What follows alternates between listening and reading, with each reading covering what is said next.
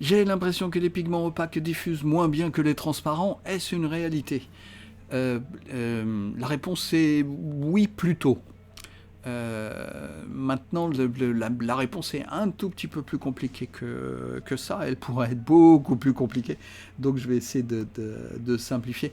En fait, ce qu'on appelle pigment opaque, c'est parce que au niveau moléculaire, les molécules sont beaucoup plus grosses. Et encore, il y a une différence entre opaque, transparent, mais en général, les opaques sont des couleurs pigmentaires, c'est-à-dire qu'on a vraiment un objet, une grosse plaque de pigments, tandis que ceux qui diffusent beaucoup plus, ce sont des teintes.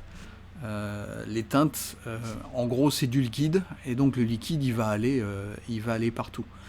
Alors, pour pouvoir s'en servir, non pas comme d'encre, mais comme aquarelle, c'est-à-dire c'est un peu pigmenté.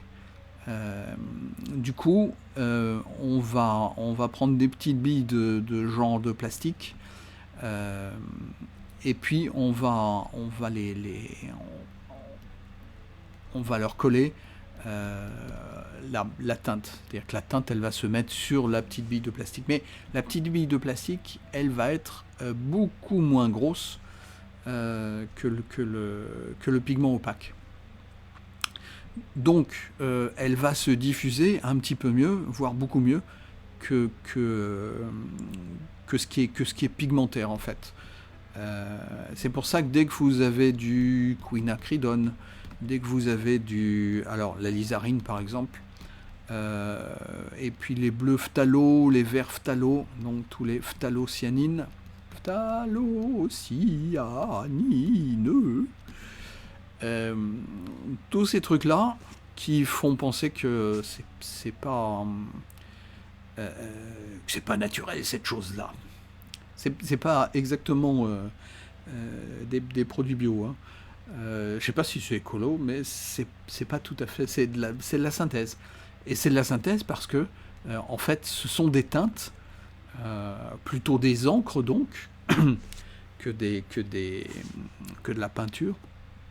Et on a adjoint des petites billes de plastique pour les solidariser. En fait, les petites billes de plastique, si elles sont rondes, c'est encore pire.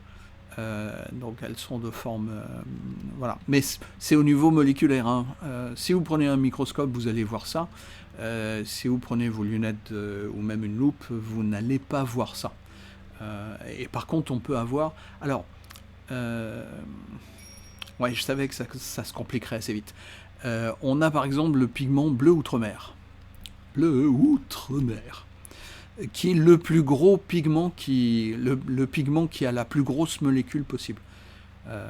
Et la plus grosse molécule possible, c'est 285 fois la lysarine cramoisie. Donc 285 fois, c'est beaucoup plus gros que ce truc. Bon, voilà, en fait, la lysarine cramoisie, elle serait plutôt comme ça. C'est pour vous donner une échelle. C'est ce qui explique d'ailleurs que là, je suis en train de faire le grain du papier. Et vous voyez que si j'ai... On va faire le... Voilà. Le bleu outre-mer, comme ça, et la lysarine. Comme ça. Voilà, je le fais un petit peu plus gros. La lysarine, elle va tomber dans le fond du papier. Et le bleu outre-mer, eh ben, il aura tendance à rester en surface. C'est ce qui explique des fois qu'il y a des moirures qui se font dans vos pigments. Et c'est ce qui explique aussi, parce que le creux du papier, après il y a les fibres du papier, qui peuvent être comme ça. Alors, les fibres du papier sont différentes si c'est ligneux ou si c'est cotonneux d'ailleurs. Les cotons vont avoir des fibres beaucoup plus courtes. Et surtout quand c'est ligneux, mais aussi un petit peu quand c'est cotonneux. Notre alizarine cramoisie, elle va aller beaucoup plus dans les fibres du papier. Donc c'est pour ça qu'on dit qu'elle est teintante. C'est qu'elle va aller dans les fibres du papier et après pour l'enlever, voilà. Tandis que notre bleu outre-mer, qui est un pigment, si on fait passer notre brosse, ça va faire un petit peu balai et on va beaucoup mieux le récupérer. Donc voilà. C'est pour ça aussi que les papetiers, les bons papiers, ils ont une couche, on appelle une couche de gélatine à cœur et en surface. Ce qui va permettre d'arrêter un petit peu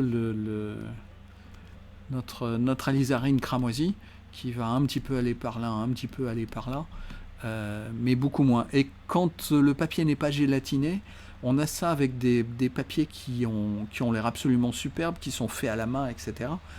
Sauf que comme c'est pas gélatiné, et ben ça va partir un petit peu dans toutes les directions. Et donc on va avoir l'impression d'un papier buvard, où on fait une petite tache comme ça, et puis ça va un petit peu par là, un petit peu par là, ça va un petit peu partout. Voilà, donc les pigments opaques diffusent moins bien que les transparents.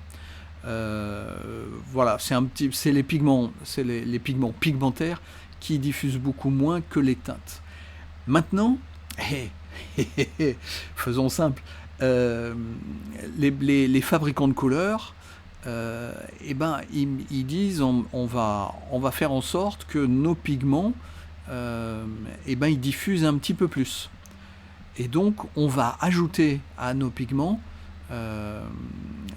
donc des fois ils leur mettent des billes, ils peuvent mettre même des choses qui vont freiner un petit peu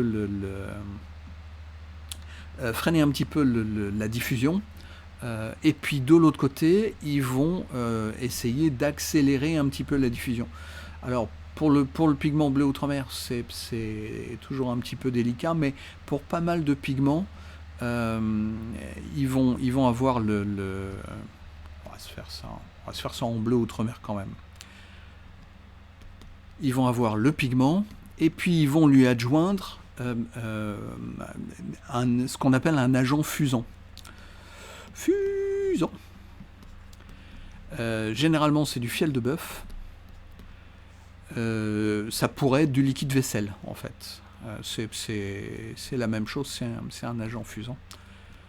Et qui va permettre de faire fuser. C'est pour ça que des fois vous faites des essais sur un bout de papier, et puis vous avez une couleur comme ça, vous posez votre couleur sur du papier légèrement humide, et puis vous avez un truc qui va aller comme ça, et des fois vous avez un truc qui va être beaucoup plus clair et qui va diffuser, et puis vous allez avoir un morceau de pâté qui va être plus sombre et qui va rester un petit peu comme ça.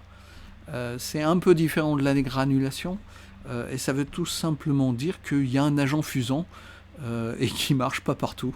Donc voilà, on a ça sur des couleurs en général pas chères, parce que ils mettent en fait un pigment de mauvaise qualité qui n'est pas assez broyé finement, donc qui va rester.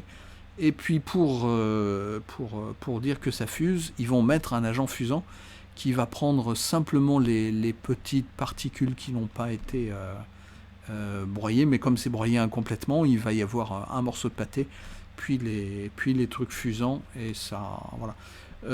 Ça peut faire des effets. Il y en a qui se servent justement de très mauvaises couleurs pour faire des effets, mais voilà, en général, on préfère les bonnes couleurs parce qu'elles sont plus domesticables pour nous.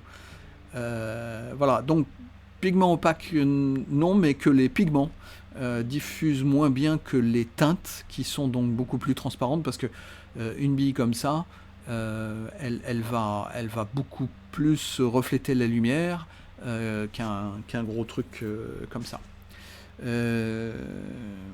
Voilà, et je crois que j'ai fait le tour de la question. Si on va un petit peu plus loin, il va falloir qu'on fasse des cours de chimie. Hein, on n'est pas là pour ça.